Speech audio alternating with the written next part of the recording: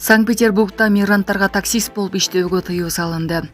Санкт-Петербургдун губернатору Александр Беглов патенти негизинде иштеген чет элдик жарандарга 2025 жылдын аягына чейин жүргүнчүлөрдү ташуучу таксиди жана айдоочулук багыты боюнча иштөөгө тыюу салган буйрукка кол койду.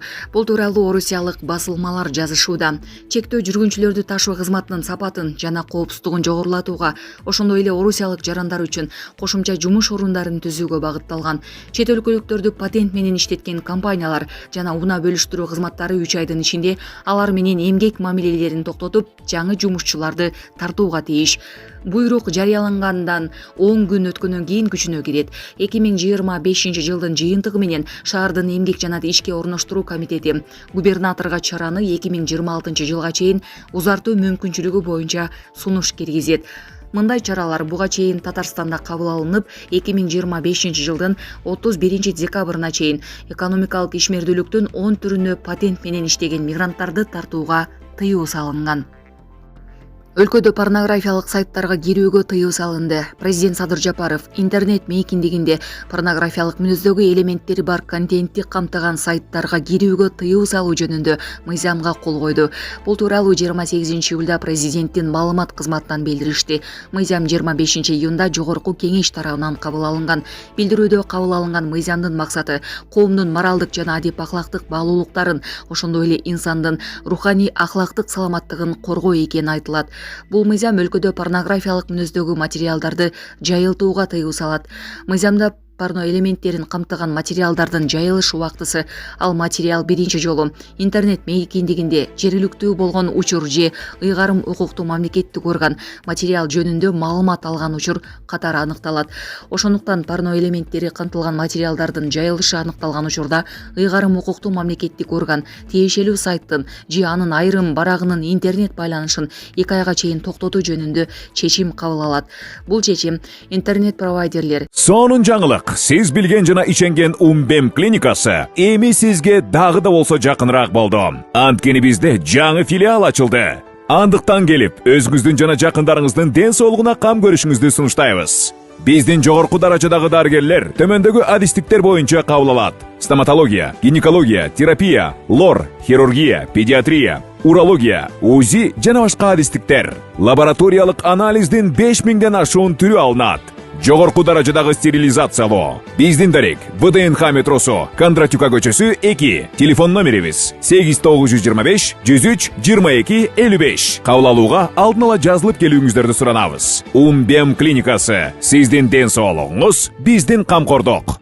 Хостинг провайдерлер сайттардын жана барактардын ээлер тарабынан милдеттүү түрдө аткарылууга тийиш.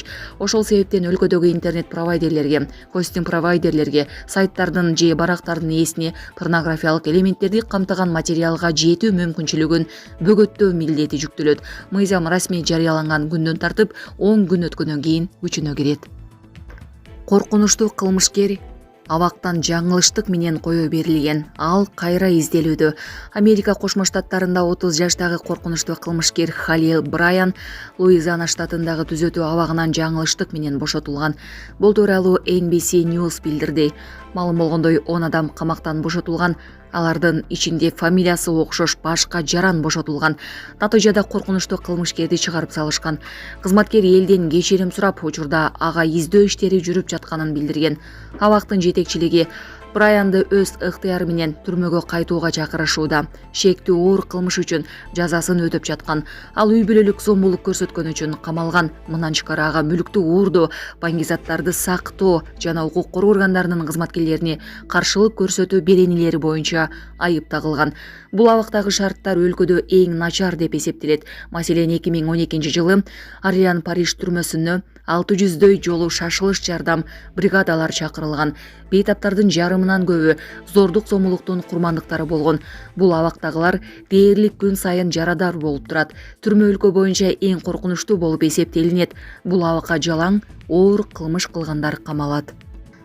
Маркум атасынын 6 миллион рубль аманатын кызы байкабай ыргытып жиберген. Орусиянын Амур облусунун Завитинск шаарында маркум атасынын үй бүлөлүк аманаттарын иргеп жатып кокусунан байкабай 6 миллион рубльду кошо ыргытып жиберген.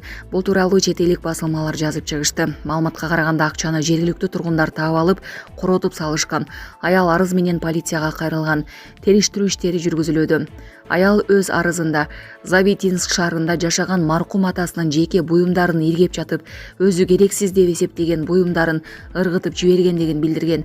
Кийинчерээк бул буюмдардын ичинде үй бүлөнүн аманаттарын түзгөн накталай акчалар бар экени белгилүү болгон. Арыздануучу ыргытылган буюмдарды жана акчаларды жергиликтүү тургундар таап алып, ээлик кылууда деп билдирген деп айтылат маалыматта. Алдын ала маалыматтарга караганда 6 миллион рубль акчага маркум атасы Москва облусунан батир сатып алууну пландаган. Кызы бул тууралуу билген. Казакстанда аял 2 баласын терезеден ыргытып, өзү да секирди. Казакстандын Павлодар шаарында аял көп кабаттуу үйдүн терезесинен 2 баласын ыргытып жиберип, андан соң өзү да секирди. Бул тууралуу казакстандык басылмалар жазышууда. Маалым болгондой, окуя 30-июлда саат 13:00 чамасында болгон. Жерине тез жардам тобу жөнөтүлгөн. 2 бала олуттуу жаракаттар менен облустук балдар ооруканасына, ал эми аял оор абалда шаардык ооруканага жеткирилди. Анын колу буттары сынган, баш сөөгүнөн жабык жаракат алган. Павлодар облусундагы балдардын укуктары боюнча ыйгарым укуктуу өкүлү Сауле Шакенова жабыркаган балдардын бири 1,5 жашта, экинчиси 5 жашта экенин билдирди. Окуя болгон учурда батирде жабыркагандардан башка эч ким болгон эмес, деди Шакенова. Павлодар облусунун саламаттыкты сактоо башкармалыгы жабыркагандар тууралуу маалымат берди. 1,5 жаштагы бала клиникалык өлүм абалында жеткирилип, дароо жанандыруу бөлүмүнө жаткырылды. Абалы абдан оор, 3-даражадагы шок, баш сөөгүнүн көп сандагы сыныктары жана мээнин катуу жаракаты аныкталды. 5 жаштагы балада башынан жабыркап, жан баш сөөгү сынып, ички органдары жабыркаган. Ал да жанандыруу бөлүмүндө жатат. Учурда полиция окуяны кылдат иликтеп жатат. Алдын ала маалыматтарга караганда аял психикалык ден соолугу боюнча каттоодо турган. Бул факт боюнча балдардын апасына киши өлтүрүүгө аракет кылуу, өз жанын кыюу беренелери боюнча кылмыш иштери козголду. Песков Трамптын Орусияга койгон ультиматумуна жооп берди. Владимир Путиндин басма сөз катчысы Дмитрий Песков АКШ президенти Дональд Трамптын Орусияга Украина менен тынчтык келишимине жетишүү үчүн 10 күн убакыт бергени боюнча пикирин билдирди. Бул тууралуу орус басылмалары жазышууда. Песковдун айтымында, эгерде америкалык тарап санкцияларды киргизсе, анда Орусия катуу жабыр тартпайт. Анткени өлкөдө буга чейин эле белгилүү бир иммунитет калыптанган. Ал кошумчалагандай, Орусия өтө узак убакыттан бери көптөгөн санкциялар шартында жашап келет.